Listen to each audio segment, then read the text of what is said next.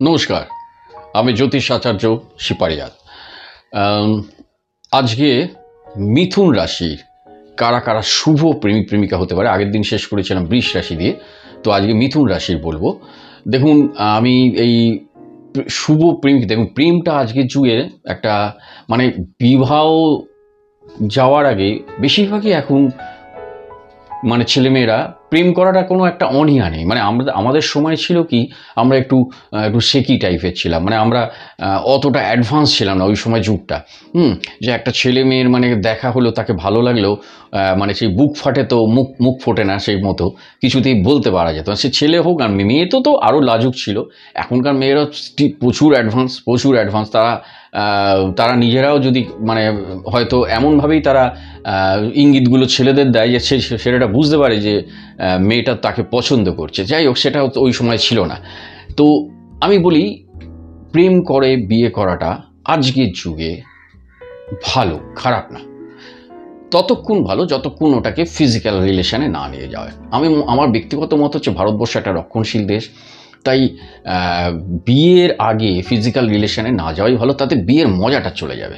বিয়ের মজাটা একটা মানে যদি কেউ সেই মেয়েটাকে ভালোবেসে তাকে একটা চিরস্থায়ী সম্পর্ক দিতে হয় এবং সেটাকে একটা বিবাহের মানে সুখী দাম্পত্য জীবনে নিয়ে আসতে হয়, তাহলে সেই সুখী দাম্পত্য জীবনের সুস্বাস্থ্যের জন্য আগে ফিজিক্যাল রিলেশন না যাই ভালো। ওই একটা মানে একটা মিষ্টি ছোঁয়ার একটা কেমিস্ট্রি থাক না, হালকা হালকা মিষ্টি ছোঁয়া, দূরত্ব রেখে রেখে বিয়ে অবধি। তারপর তো তাহলে তো সেই ফুলসজ্জার মজাটাই পুরো মাটি হয়ে যাবে। তা যাই হোক, আমি এই জন্য বলেইলাম কিছু, যে মিথুন রাশির আমি আগের দিনে যে শেষ করেছি, মিথুন রাশি কারা কারা কোন কোন রাশি শুভ প্রেমিক প্রেমিকা হয়, তাদের দীর্ঘস্থায়ী হয় প্রেমটা এবং তারা ব্রেকআপ হয় না এবং সেটাকে তারা সিরিয়াসলিভাবে বিবাহে নিয়ে যেতে পারে।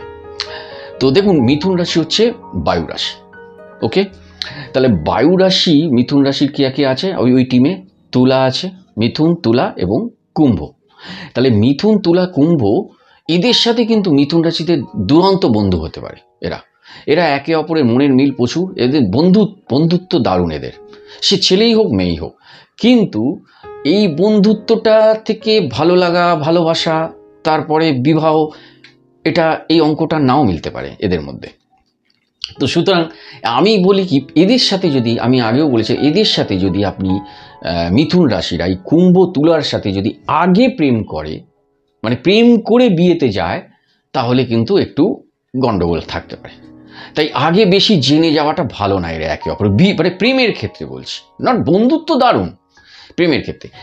এদের ক্ষেত্রে হচ্ছে বিয়েটা করে নেওয়ার পর এরা একে অপরে প্রেম করুক, তাহলে সেই প্রেমের মজাটা বুঝবে। কারণ এদের মধ্যে মনের মিল আছে প্রচুর, এদের মধ্যে মানে মানসিক মেলবন্ধন, টুইস্টটা খুব সুন্দর। তাই বিয়ে করার পর যদি সেই স্বামী স্ত্রী হিসেবে তখন প্রেমটা করে, তখন ওদের মধ্যে ব্যাপারটা, জীবনটাকে আরো সুন্দরভাবে উপভোগ করতে পারে। এইবার আসি, মিথুন রাশির সাথে কোন কোন রাশি প্রেম করলেই প্রেমটা দারুণ শুভ, দারুণ চিরস্থায়ী এবং সেটাই বিবাহে চলে যায়।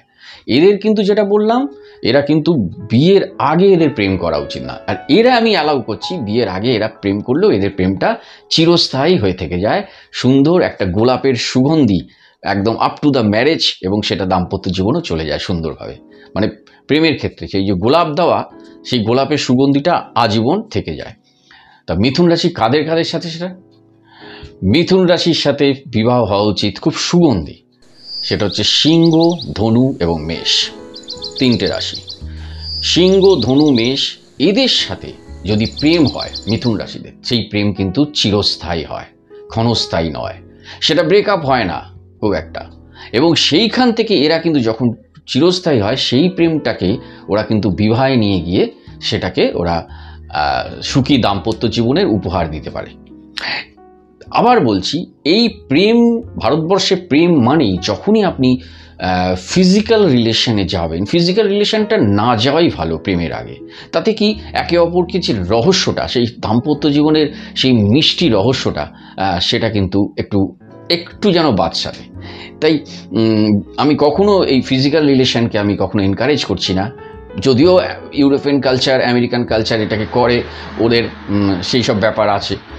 তো দেখুন, আমি আবার বলছি যে প্রেমের ক্ষেত্রে মানে বিয়ের আগেই একটা ফিজিক্যাল রিলেশন এটাকে এনকারেজ করা উচিত নয়, অন্তত ভারতবর্ষে। এটা ইউরোপিয়ান কান্ট্রি নয়, আমেরিকান কান্ট্রি নয়, কারণ ওরা ওখানে অনেক শিক্ষিত, ওদের সেই দায়িত্ববোধ আছে যে কতটা সীমানা অবধি এগোলে সামাজিক দায়বদ্ধতা নষ্ট হয় না।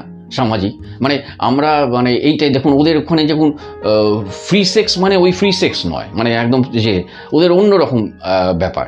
তাই ওরা কিন্তু জানে একটা কতটা সীমানা অবধি এগোলে একজন পুরুষ ও নারী সামাজিক দায়বদ্ধতা নষ্ট হয় না, মানে এই সমাজের ক্ষেত্রে। তাই মিথুন রাশির ক্ষেত্রে যেটা হচ্ছে, এবার বলবো মিথুন রাশির কারা কারা খুবই বিপজ্জনক, মানে বিপজ্জনক রাশি মানে এই নয়, বিপজ্জনক মানে কাদের সাথে বিয়েটা মানে কাকে ভালোবেসে, যদি এদেরকে ভালোবেসে মিথুন বিয়েতে যায় তাহলে কিন্তু ঠকতে হতে পারে। সেটা একদম একদম সত্যি কথা। সেটা কে মিথুনের সাথে বিয়ে হওয়া উচিত না কখনোই কন্যা এবং মকর এবং বৃষ, তাহলে ঠকতে হতে পারে। এদের সাথে যদি ভাবেন যে কন্যা মকরের সাথে আপনি প্রেম করবেন তারপরে বিয়েতে যাবেন, তাহলে কিন্তু সেই প্রেম করবেন হয়তো, কিন্তু সেই প্রেম দীর্ঘস্থায়ী হবে না। খুব সাংঘাতিক রকমভাবে নবাংশ চার্ট সাপোর্ট না করলে, সপ্তম বিবাহস্থান সপ্তম স্থান মানে সাংঘাতিকভাবে সাপোর্ট করলে তখনই সম্ভব। তাও বৃষ কন্যা এবং মকরের মিলন খুব একটা কিন্তু শুভ নয়। ঠিক আছে, আজ এই পর্যন্ত। এই ইনফরমেশনগুলো এই কারণে দিই যে আপনাদের যাতে সুবিধা হয়, কারণ আজকের যুগে প্রেমটা সমস্যা না।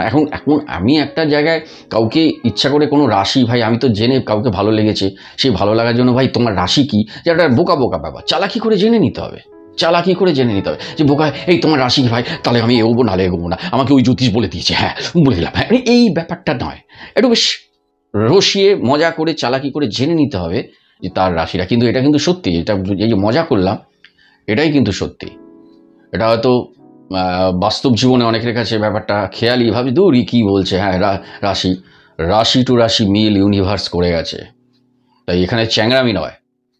তাই যদি মনে হয় মানে মিথুন রাশির সাথে সবচেয়ে শুভ হচ্ছে, মানে সবচেয়ে শুভ সেটা হচ্ছে সিংহ, ধনু এবং মেষ। ঠিক আছে, আজ এই পর্যন্ত। নেক্সট বলবো কর্কট রাশির শুভ প্রেমিকা কোন কোন রাশি হতে পারে। ওকে, তাহলে আজ এই পর্যন্ত, আবার দেখা হচ্ছে নেক্সট কোনো ভিডিওতে। থ্যাংক ইউ ভেরি মাচ, সকলে ভালো থাকবেন।